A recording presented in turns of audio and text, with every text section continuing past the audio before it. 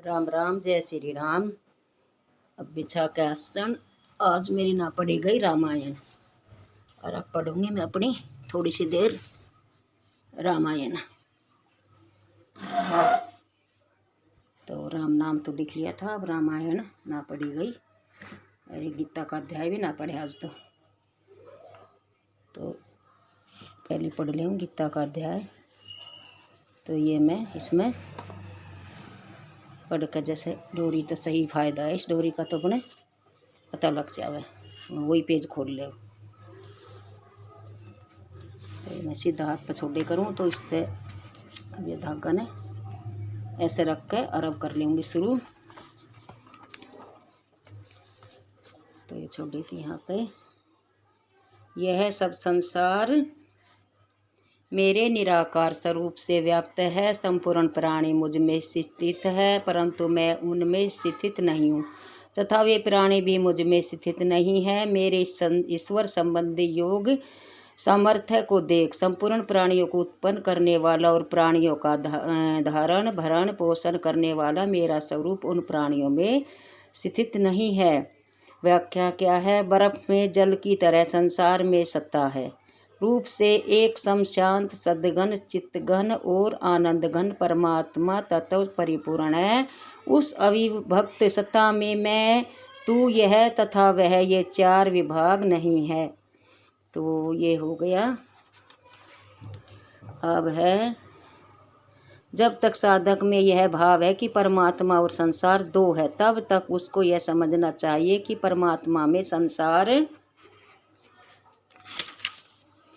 है, संसार में परमात्मा है। परंतु जब दो का भाव न हो तब न परमात्मा में संसार है न संसार में परमात्मा। संसार को स्वतंत्र सत्ता जीवन जीने ही दी है। जब तक अहंता ममता और कामना है तब तक साधक की दृष्टि में परमात्मा में संसार है और संसार में परमात्मा। परंतु अहंता ममता और कामना मिटने पर सिद्ध की दृष्टि में न परमात्मा में संसार है न संसार में परमात्मा, अर्थात परमात्मा ही परमात्मा है।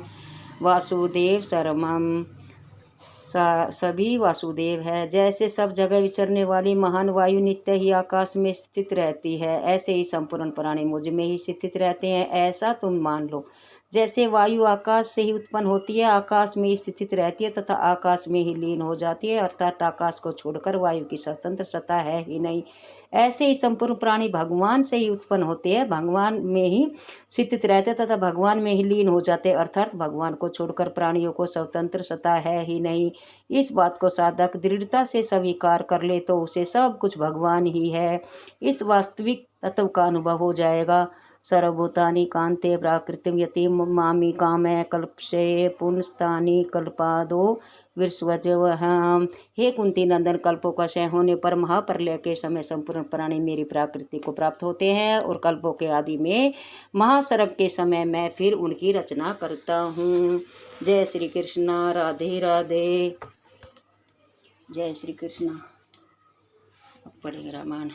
कथा प्रारंभ होते हैं, आओ वीर हनुमान, देवता सब आसन ग्रहण करे, सबको मेरा परिणाम। सिहापति राम जय जय राम, मेरे प्रभु राम जय जय राम, करो कल्याण जय जय राम, भरो भंडार जय जय राम, दियो वरदान जय जय राम।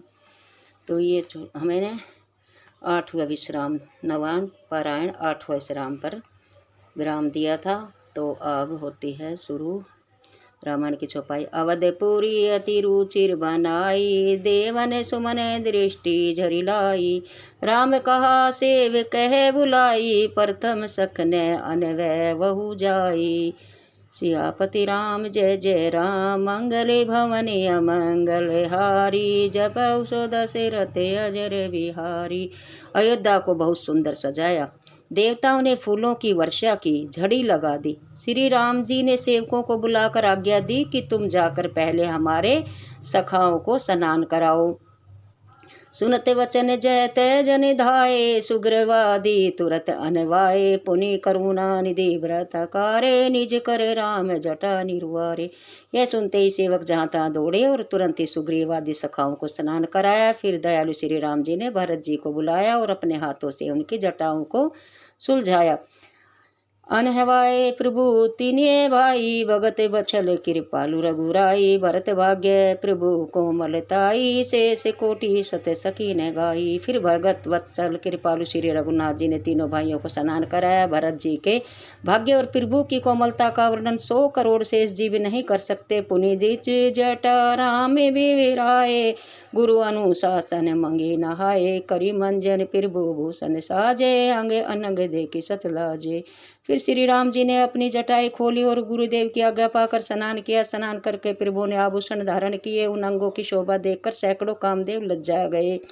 दुआ सासों ने सादर जान की, मजने तुरत कराई, दिवे बसन बरे भूषण अंग अंग सजे बनाई। सियापति राम जय जय राम, मंगल भवन मंगल हारी, जब सदा दशरथ अजल बिहारी। सासुओं ने आदर पूर्वक जानकी जी को तुरंत ही स्नान कराए। उत्तम वस्त्र तथा दिव्य गहनों से अंग प्रत्यंग सजा दिए। राम वाम दिशि शोभित, रमा रूप गुण खानी, देखी मातु सब हर्षि, जन्म सुफल निज जानी। श्री राम जी के बाई और लक्ष्मी रूप गुणों की खान श्री जानकी जी शोभमान है। उन्हें देखकर सब माताएं अपना जन्म सफल मानकर प्रसन्न हुई। सुनु खगेश तेई अवसर, ब्रह्मासी मुनि वृंद, चढ़ी विमान आए सकल सुर, देखन सुख कंद। काकुशंडी जी बोले, हे गरुड़ जी, उस समय ब्रह्मा जी, शिव जी और मुनिगण तथा सब देवता विमानों पर चढ़कर आनंद कंद प्रभु के दर्शन करने के लिए आए। प्रभु विलोकी मुनि मन अनुरागा, तुरत दिव्य सिंहासन मांगा, रवि सम तेज सो वर्णी न जाई, बैठे राम जय सिरुनाई।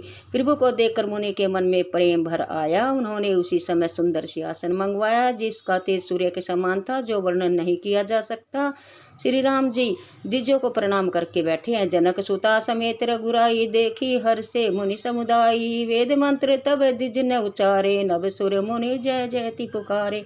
श्री जानकी जी सहित श्री राम जी को सिंहासन पर विराजमान देखकर मुनिगण बहुत ही प्रसन्न हुए। उस समय ब्राह्मणों ने वेद मंत्र उच्चारण किए। आकाश में देवता और मुनि जय जयकार करने लगे। प्रथम तिलक वशिष्ठ जी मुनि की ना, पुनि सब विप्रन आयुष दीना, सुत बिलोकी हर्षि में तारी, बार बार आरती उतारी।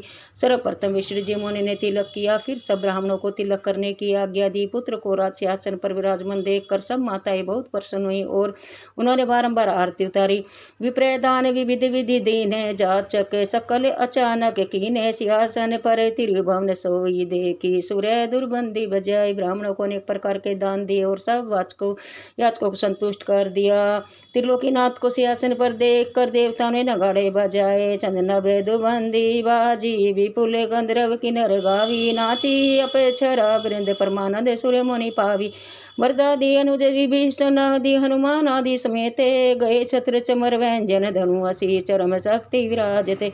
आकाश में बहुत प्रकार के नगाड़े बजने लगे, गंधर्वों के नर गाने लगे, अप्सरा नाचने लगी। देवता और मुनि परमानंद प्राप्त करते हुए भरत आदि छोटे भाई विभीषण, अंगद, हनुमान आदि सब छत्र चवर पंखा तलवार ढाल और शक्ति आदि लिए सुशोभित है। ओम पढ़ के पवित्र हुए, सुन के पवित्र हुए, श्री मैं उचारियो, श्री गंगा का नहान संजोइयो। जितने ऋषि जाने हरिजन मुनि जाने, सबको मेरा परिणाम है। सियापति राम जय जय राम, मेरे प्रभु राम जय जय राम। कल्याण जय जय राम, दियो वरदान जय जय राम, ये सुख के धाम जय जय राम। बोलो सियापति रामचंद्र भगवान की जय।